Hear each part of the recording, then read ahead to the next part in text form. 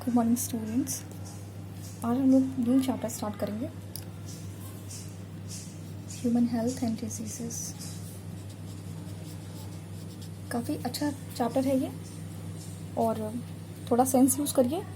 और सबसे अच्छी बात है इसका रिलेशन जो आपके प्रीवियस क्लासेस से बहुत ज़्यादा है और मैक्सिमम चीज़ें आप पहले से जानते हैं। सिर्फ थोड़ा थोड़ा सा है कि आपको इस वक्त जो है ज़्यादा लिखना होगा 12th स्टैंडर्ड में। और टेक्निकलिटी पे जाइएगा, डायग्राम्स, फ्लो चार्ट्स, ठीक है। जितना आपको मैंने इसमें मार्क करवाया हुआ है उतना बनाना होता है। ह्यूमन हेल्थ है, डिजीजेस, ठीक है। तो ह्यूमन हेल्थ, अभी तक हम लोग बहुत सारी हेल्थ की बात कर चुके हैं, रिप्रोडक्टिव हेल्थ हो चुकी है हमारी। इस वक्त हम लोग ओवरऑल हेल्थ की बात कर रहे हैं, ठीक है। यूजुअली आप लोग जो जानते हैं जिसमें मेंटली, फिजिकली और आपका सोशली वेलबींग बहुत ज़्यादा ज़रूरी हो जाता है, ठीक है। वैसे बहुत सारे एस्पेक्ट्स हैं हेल्थ के। किसी एक, ये जो आप कितनी सारी एक दूसरे के बीच में डिफरेंसेस हैं, एक ह्यूमन बीइंग से लेकर दूसरे ह्यूमन बीइंग से लेकर के जो डिफरेंसेस हैं, ये सारी चीज़ें भी आपको हेल्थ को ही डिनोट करती है। जैसे किसी का इमोशनल पॉइंट ऑफ व्यू खराब है, इमोशनल हेल्थ उसका वीक है, ठीक है ना। बार बार पे रोना, बार बार पे चिड़चिड़ाना, तो ये भी आपका क्या हो गया, इट मीन्स कि that person is not healthy. अब किसी का साइकोलॉजिकल पॉइंट ऑफ व्यू खराब है, हर चीज़ को वो नेगेटिव पॉइंट से देखता है, ठीक है। या किसी एकदम चीज़ों को लेकर के एकदम से वो कैसा रहता है, सैड रहता है, हर चीज़ में उसको एकदम खराबी दिखाई देती है, क्रिटिक हर चीज़ का बना फिरता रहता है। So that person is also not healthy. फिर बात करते हैं सोशली। अगर कोई गुमसुम है, नहीं बात करता किसी से, इंट्रोवर्ट होना एक अलग बात होती है, बट कम कम बोलना एक अलग बात है, बिल्कुल नहीं बोलना और ज़्यादा डिफरेंट बात है। तो अगर आप बिल्कुल सोशलाइज नहीं होते, ये भी आपका क्या है, ये भी आपका नॉन हेल्दी नेचर ही शो करता है, ठीक है। क्या ये तो हो गई जनरल बातें। अब आते हैं चैप्टर पर। अगर वैदिक टाइम की बात करें तो हमारा आयुर्वेदा हो गया, बहुत सारी चीज़ें हैं। वो इस बात पे बिलीव करते थे कि हमारी बॉडी में 4 ह्यूमर है। क्या ये हंसी मजाक का सेंस ऑफ ह्यूमर वाला ह्यूमर नहीं है, ठीक है ना। ये क्या है, ये ह्यूमर है आपकी बॉडी में प्रेजेंट रहने वाले लिक्विड्स, ठीक है ना, फ्लूइड्स। यानी कि कहना वो चाहते, उनका कहने का मतलब है कि हमारी बॉडी या हमारा हेल्थ कैसा है, ये इस बात पे डिपेंड करता है कि हमारी बॉडी में जो प्रेजेंट 4 ह्यूमर्स हैं उनका लेवल क्या है। अंडरस्टैंड, कहना चाहते हैं कि ह्यूमन बॉडी के अंदर 4 ह्यूमर्स प्रेजेंट होते हैं। ह्यूमर्स मतलब क्या, फ्लूइड। 4 टाइप्स के ह्यूमर प्रेजेंट होते हैं और अगर उनका बैलेंस बिगड़ जाता है तो हम क्या हो जाते हैं, हम अनहेल्दी हो जाते हैं। तो ऐसा वैदिक कहता है, ठीक है। उसी में से एक ह्यूमर की इन्होंने बात करी है, ब्लैक बाइल की। Black bile is a kind of humour, है ना। तो वो कहते हैं कि अगर ब्लैक बाइल का कॉन्सेंट्रेशन या उसका कंटेंट थोड़ा ऊपर नीचे हो जाए, इम्बैलेंस हो जाए, तो इंसान को क्या हो जाता है, उसे फीवर हो जाता है, उसकी बॉडी गर्म हो जाती है। और इवन वो कहना ये चाहते होते हैं कि उसकी पर्सनालिटी, वो बंदा बहुत ज़्यादा गुस्से वाला भी हो सकता है जिसका ब्लैक बाइल का कॉन्सेंट्रेशन या उसका लेवल आपका इम्बैलेंस रहेगा। तो और यही एक रीज़न होता है फीवर आने का। देख रहे हो हमारा आयुर्वेदा कुछ चीज़ें अच्छी बोलता है, कुछ चीज़ें ऐसी बोलता है जो साइंटिफिकली एडजस्टेबल ही नहीं होती या डाइजेस्टेबल ही नहीं होती, ठीक है। तो चलो ठीक है, तब तक चल रही थी इनकी बातें, जैसा कह रहे हैं लोग मान रहे हैं। इसके बाद आए विलियम हार्वे सर, है ना। ब्लड सर्कुलेशन को इन्होंने ईजाद किया है, पता है ना, डिस्कवरी इन्होंने करी है। विलियम हार्वे सर ने कहा कि एक्चुअली उन्होंने क्या किया, उन्होंने ब्लड सर्कुलेशन डिस्कवर किया था। तो उन्होंने ये बोला कि नहीं, नॉर्मल बॉडी टेम्परेचर को मेज़र करने के लिए उन्होंने एक थर्मोमीटर बना दिया। तो उनका जो थर्मोमीटर था उससे नॉर्मल बॉडी टेम्परेचर मेज़र किया जा सकता था, यानी कि बॉडी के अंदर जो टेम्परेचर है उसको मेज़र करके हम ये बता सकते थे कि किसी इंसान को फीवर है कि नहीं है। तो इट मीन्स कि बॉडी के अंदर का जो ह्यूमर का इम्बैलेंस है, जो टेम्परेचर को बता रहा है, वो थ्योरी उनकी क्या हो गई, गलत हो गई। थर्मोमीटर और उनके ब्लड सर्कुलेशन की थ्योरी के बाद, कि हमारी बॉडी में एक ब्लड सर्कुलेशन का तरीका है जिसकी वजह से हमारी बॉडी कंट्रोल होती है, ठीक है। और हमारे पास एक थर्मोमीटर है जिसकी वजह से हम बॉडी टेम्परेचर मेजर कर सकते हैं। क्लियर होगी बात। यानी कि किसी तरह का वो good humour bad humour type का कोई सेंस नहीं है। तो वैदिक का जो एक कंसेप्ट है, आयुर्वेदा का जो कंसेप्ट है, ये थोड़ा सा फेल होता हुआ नजर आया। ठीक है, तब से लोग की आंखें खुल गई और सब समझ में आ गया कि वो जो पूरा सिस्टम है, हमारा जो बायोलॉजी है वो किस पे चलती है। आपको पता होगा 11th में आपने इतना कुछ पढ़ा है कि उसके लिए बहुत सारी चीज़ें रिस्पॉन्सिबल हैं, है ना। उसमें आपका न्यूरल सिस्टम चलता है, एंडोक्राइन है, लास्ट में आपने एंडोक्राइन सिस्टम पढ़ा था, है ना। ये सारा चीज़ अगर आपको ये सारी चीज़ एक बैलेंस वे में चलती है तो ही आपकी हेल्थ कैसी रहेगी, अच्छी रहेगी। ठीक है ना। चलो, और इवन आजकल तो मेंटल हेल्थ को भी बहुत ज़्यादा कंसिडर किया जाता है और ज़रूरी भी है। मेंटल हेल्थ आपको टोटली अफेक्ट करता है, टोटली। मुझे तो ऐसा लगता है कि मेंटल हेल्थ सबसे ज़्यादा वैल्यू रखता है, क्योंकि अगर आपका मेंटल हेल्थ सही है तो फिजिकली यू आर फिट। अगर आप फिजिकली फिट हैं तो इसका मतलब ये नहीं है कि आप मेंटली फिट होंगे। ठीक है ना। इसके बाद आती है बातें कि किस तरह से हेल्थ, तो ये तो हो गई हेल्थ किस तरह से एग्जैक्टली वर्क करता है। अब बात करते हैं कि हेल्थ ख़राब कैसे होती है। ऐसे कौन कौन से रीजंस हो सकते हैं जिससे आपकी हेल्थ ख़राब हो सकती है। मैंने नहीं पढ़ा था, मैक्सिमम जो पीपल हैं सब हेल्दी होते हैं, है ना। कुछ लोग यानी कि एक बहुत रेयर परसेंटेज है जहाँ पर आप रिस्पॉन्सिबल खुद नहीं होते, जहाँ पे जेनेटिक डिसऑर्डर्स की अगर हम बात कर लें, जेनेटिक डिजीज़ेस की बात कर लें, वहाँ पर आप खुद रिस्पॉन्सिबल नहीं होते हैं, वहाँ पर आपके जीन्स रिस्पॉन्सिबल होते हैं। लेकिन बाकी सब चीज़ों को छोड़ करके बाकी जितने लोग अनहेल्दी हैं, they are responsible for their health, है ना। उनकी खुद की एक्टिविटीज़ रिस्पॉन्सिबल होती हैं इन सब चीज़ों के लिए। तो पहला हमने बोला आपको जेनेटिक डिसऑर्डर्स या जेनेटिक आपको डिजीजेस हो जाएं, तो एक ये रीज़न हो सकता है आपकी हेल्थ ख़राब रहे। दूसरा होता है कि आप जो है आपका अगर लाइफस्टाइल ख़राब है ना, सो के उठने का, योगा ये सब चीज़ें नहीं करने का, या पूरा पैटर्न नहीं, 24 आवर्स आपको कैसे बिताने हैं इसका आपके पास कोई ग्राफ नहीं है, तो आप क्या हैं, आपकी लाइफस्टाइल ख़राब है और इसकी वजह से भी आपको डिजीज़ेस हो सकती हैं। और थर्ड वन इज़ इन्फेक्शंस। किसी तरह का आपने बाहर का कुछ खा लिया and again it is completely related with your lifestyle. अगर आपका लाइफस्टाइल सही नहीं है, आप एक हेल्दी फूड नहीं लेते हैं, तो तब भी आपके इन्फेक्शन के चांसेस बहुत ज़्यादा बढ़ जाते हैं। ठीक है ना। तो ये एक चीज़ हो गई। तो आपको पता चल गया कि हेल्थ किस किस चीज़ से डिफ़र करता है। ठीक है ना। अब बात करेंगे, एक एक करके रख लेते हैं। चलो, तो जनरल डिस्कशन हो गया है, बुक पढ़ेंगे ज़रूर। और इसके बाद आते हैं कि डिज़ीज़ का क्या मतलब होता है। डिज़ीज़ बेटा ह्यूमन हेल्थ समझ गए। डिज़ीज़ का मतलब होता है, देखो खुद से कह रहे, dis ease means comfort, dis means without, है ना। whenever there is a state of mind or a state of health which is without ease, which is without any comfort, it means your body is under disease। ठीक है ना। आपकी body फिर वो कैसी हो गई, फिर आपकी बॉडी को डिजीज कंट्रोल कर रहा है। तो ये सिचुएशन जहाँ पर आपको डिस्कम्फर्ट हो जाए, किसी भी तरीके का आपको डिस्कम्फर्ट हो जाए, तो यानी कि आप कैसे, आपकी बॉडी में डिजीज़ है। ठीक है, that's called simple meaning of disease. ठीक है ना। चलो अब चलते हैं कि कॉमन डिजीज़ेस क्या हैं ह्यूमन बींग्स में। ठीक है, लाइन वाइज पढ़ेंगे। कॉमन डिजीज़ेस में हम लोग एक और देख लेते हैं, पैथोजन। डिजीज़ लाएगा कौन हमारे पास, डिजीज़ लाएगा पैथोजन।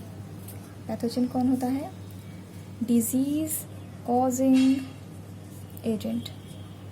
ठीक है, disease causing agent is called pathogen. Simple definition, ये आपको पॉल्यूशन तक में काम आती, लेकिन आपके इन्वायरमेंटल चैप्टर हटा दिया गया है।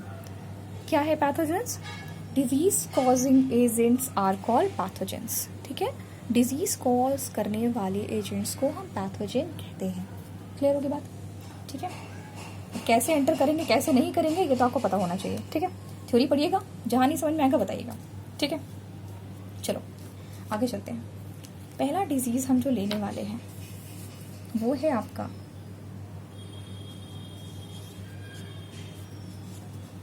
टाइफाइड। अब जिनको टाइफाइड हो चुका है वो इसको बहुत इजीली समझ जाएंगे, जिनको नहीं हुआ है वो समझ जाएं कि इस डिजीज़ में बड़ी दिक्कत हो जाती है। कॉजिंग एजेंट कौन है, पैथोजन कौन है, सबसे पहले बात करेंगे। तो पहले तो ये एक बैक्टीरिया है। क्या है ये एक बैक्टीरियल डिजीज है। नाम क्या है? Salmonella, Salmonella typhi. इसका नाम कितना सुंदर है, ठीक है। सैल्मोनेला टाइफी बैक्टीरियल डिजीज है, ठीक। कैसे होगी? जिन लोगों को नहीं हुआ वो जान लें कि कैसे होगा, और जिनको हो गया है वो भी जान लें कि कैसे हुआ था। थ्रू कॉन्टामिनेटेड, मैक्सिमम डिजीजेज आपकी ऐसी होती हैं कॉन्टामिनेटेड फूड एंड वाटर से। आप गंदा खाना पीना खा लीजिए, अनहाइजीनिक खा लीजिए, आपको तुरंत टाइफाइड हो जाएगी। क्लियर हो गई बात? ठीक है, पता चल गया कैसी डिजीज है, किसने किया, क्यों किया, ठीक है। क्या हो जाएगा इसमें? क्या हो जाएगा अगर मैंने गंदा खाना खा लिया? क्या हो गया अगर मैंने टाइफाइड मेरे को हो ही गया? तो हो ये जाएगा कि आपको हाई फीवर हो जाएगा, ठीक है। आपको हाई फीवर हो जाएगा, साथ में वीकनेस हो जाएगी, पेट में दर्द होगा क्योंकि खाया आपने है ना। अभी आपको समझ में आएगा, जब आप कोई चीज़ खाते हैं वो आपको नुकसान करती है तो आपको पता होना चाहिए आपका फूड डाइजेस्ट कहाँ होता है, इंटेस्टाइन में जाकर के। तो आपको इंटेस्टाइनल परफोरेशन हो जाएगी। इंटेस्टाइनल परफोरेशन, परफोरेट होने का मतलब होता है उसमें कट लगने लग जाना, अल्सर होने लग जाना, होल होने लग जाना, ठीक है ना। तो आपने खाना खाया है ना, जितनी भी कंटामिनेशन का प्रॉब्लम आएगा आपको स्टमक का प्रॉब्लम ज़रूर रहेगा। तो इंटेस्टाइनल परफोरेशन हो जाती है, ठीक है। इसकी वजह से आपको पेट में बहुत दर्द हो जाती है। अब जब आप इतने वीक हो चुके हैं, आपका पेट में गड़बड़ हो रही है, तो आपकी बॉडी में एनर्जी नहीं रहेगी, और जब भी आपकी बॉडी में एनर्जी नहीं रहती तो लॉस ऑफ एपेटाइट हो जाता है, भूख नहीं लगती, क्योंकि भूख लग भी जाए तो पचाएंगे कैसे? एपेटाइट, भूख नहीं लगती, ठीक है ना। तो ये इतनी चीज़ें होने लगेंगी, तो आप वीकनेस तो आपको आ ही रही है। टाइफाइड हो ही गया है, कैसे पता चलेगा? मैं कैसे मान लूँ कि मेरे को जो हुआ है वो टाइफाइड ही हुआ है? तो भाई साहब आप करा लीजिए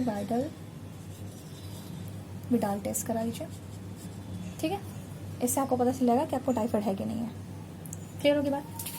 यहाँ पे एक डिजीज़ आपकी ख़त्म, सबको टाइफाइड के बारे में पता चल गया। गंदा खाना मत खाना, टाइफाइड नहीं होगा, काम ख़त्म, सीधी सी बात। चलो आगे चलते हैं, एक और देखते हैं, फिर पेपर टर्न कर देंगे। दिख रहा है? चलो नेक्स्ट है निमोनिया।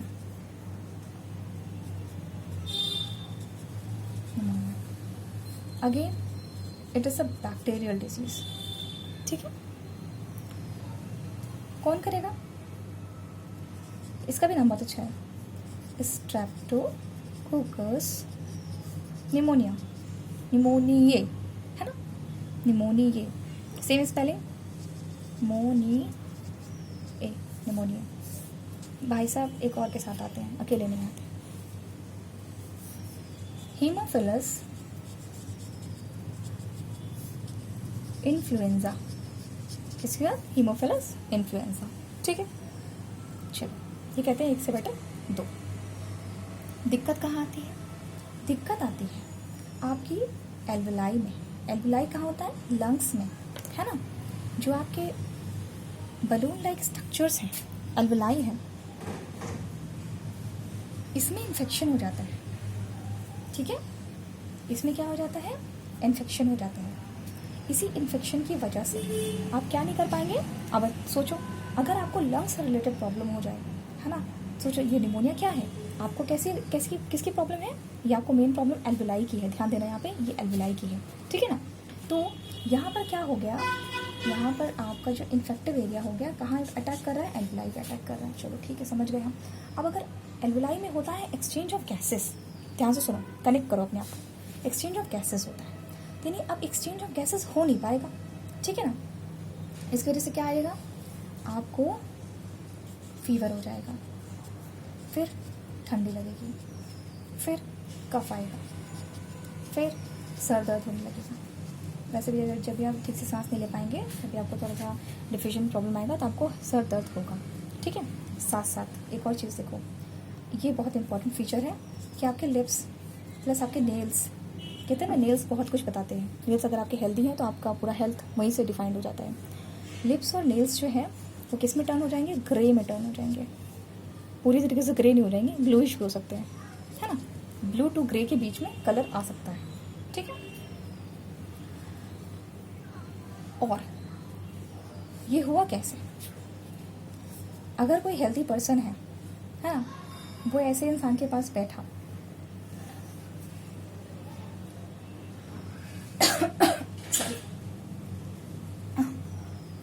जो आपका हेल्थी पर्सन है वो अगर ऐसे इंसान के साथ बैठ जाए तो क्या हो जाएगा?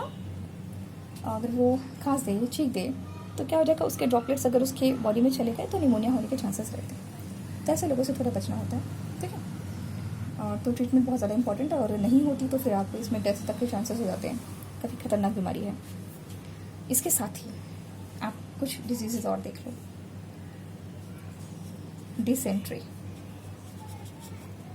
ठीक है, प्लेग हो गया। ध्यान से, तो प्लेग के लिए बहुत ज़्यादा कन्फ्यूजन होती है, ध्यान से देखो। प्लेग हो गया, डिप्थेरिया हो गया, डिप्थेरिया, ये सारी कैसी है? ये भी बैक्टीरियल डिजीज़ है, एग्जाम में आ सकता है। प्लेग को ध्यान रखना, बहुत इंपॉर्टेंट है। वायरल लगती है देखने में, है ना, लोगों को लगेगा वायरल डिजीज़ है, बट वायरल नहीं होती, ठीक। आगे चलते हैं। आगे हम लोग देखेंगे वायरल डिजीज़। वायरल डिजीज़ जैसे आपका कोरोना वायरस चल रहा है ना, वायरस है, तो इसकी बहुत बड़ा ग्रुप है, इसकी फैमिली है, खानदान है इसका। इसके खानदान का नाम है रीनो वायरस। क्या नाम है खानदान का? Reno virus. चलो, अब जो हम नंबर 3 पे डिजीज़ देख रहे हैं उसका नाम है कॉमन कोल्ड। ये सबको होती है, इसके लिए तो कुछ बताऊंगी नहीं मैं। कहाँ से हो रही है? मेन ग्रुप जो इसका है उसका नाम है रीनो वायरस। नाम याद करने की जरूरत नहीं है, किससे हो रही है, फैमिली, खानदान याद रखो, बस काम खत्म। कहाँ इन्फेक्ट करता है? जाहिर सी बात है, कॉमन कोल्ड होता है तो नाक बंद हो जाती है, फिर क्या हो जाता है? सांस लेने में दिक्कत होती है, सांस लेने में दिक्कत होती है। डिफ्यूजन में होगी तो तुमको पता भी नहीं चलेगा। बात समझ रहे हो? पता इन द सेंस कि तुम्हें कैसा पता कि डिफ्यूजन हो रहा है कि नहीं हो रहा, बात समझ रहे हो? लेकिन अगर आप सांस नहीं ले पाएंगे तो आप ही को पता चलेगा ना। कंडक्टिंग पार्ट अलग है ना, रेस्पिरेटरी पार्ट आपका अलग है, ठीक है ना। मतलब कि आपका डिफ्यूजन वाला पार्ट अलग है, कंडक्टिंग पार्ट अलग है। तो आपका नोज में कंजेशन हो गया, समझ लो, ठीक है ना। और इसके बाद आपका रेस्पिरेटरी पैसेज देखो ध्यान से, रेस्पिरेटरी पैसेज, ये देखो कि आपका रेस्पिरेटरी पैसेज है, यहाँ तक जाता है। तो ये आपका कंजेशन हो गया, इतना पोर्शन आपका कंजेशन में चला गया, है ना। इसके आगे कहानी नहीं बोल रहे हैं, यहाँ तक नहीं बोल रहे हैं। लंग्स में नहीं आता, ये ब्लॉक हो गया, ये जितना हमने ब्लैक कर दिया ये ब्लॉक हो गया, तो नहीं जाएगी ना ऑक्सीजन, नहीं आपका जो है आपका ऑक्सीजन नहीं जा पाएगा ना, दिक्कत करेगा ना, कम जाएगा ना, कंजेशन हो रही है आपको। तो यहाँ पे क्या हो जाएगा? यहाँ आपका रेस्पिरेटरी, ध्यान से देख लो ना, एग्जाम में लिखना कायदे से, रेस्पिरेटरी पैसेज आपका इन्फेक्ट हो जाता है।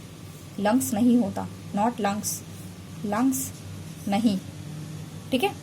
चलो, इसके बाद आते हैं हम लोग, तो ये कौन सी डिजीज़ थी? वायरल डिजीज़ थी। चलो ठीक है, कब तक रहेगी पता है ना? 1 हफ्ते तक रहती है, फिर अपने आप ही सही हो जाती है। फिर इसमें क्या क्या होता है? नाक बहती है ना, फिर क्या हो जाता है? कफ हो जाता है, हेडेक हो जाता है, सब चीज़ें होती हैं, छींक आती है, सब पता है आप लोग को, इसमें बताने की कोई ज़रूरत नहीं है, काम की चीज़ हमने बता दी। आगे चलते हैं। आगे है 4th वन इज़ मलेरिया। ध्यान से पढ़ना, मलेरिया एक प्रोटोजोन डिजीज़ है। किससे होती है? प्रोटोजोआ से होती है, ठीक है। चलो, अब इसको कॉज कौन कर रहा है? नाम क्या है? प्लाज्मोडियम कॉज कर रहा है। कौन? प्लाज्मोडियम, ठीक है। प्लाज्मोडियम के 3 भाई बहन, जो भी समझ लो। प्लाज्मोडियम वाइवेक्स, मलेरिया, और 3rd one is falciparum. This one is very hazards, खतरनाक है एकदम, फैल्सीपैरम। डन, आगे चलते हैं। अब इसके लिए पहले तुम लोग एक काम करो, इसका साइकिल याद कर लेना, ठीक है। साइकिल अभी मैं समझा दूंगी।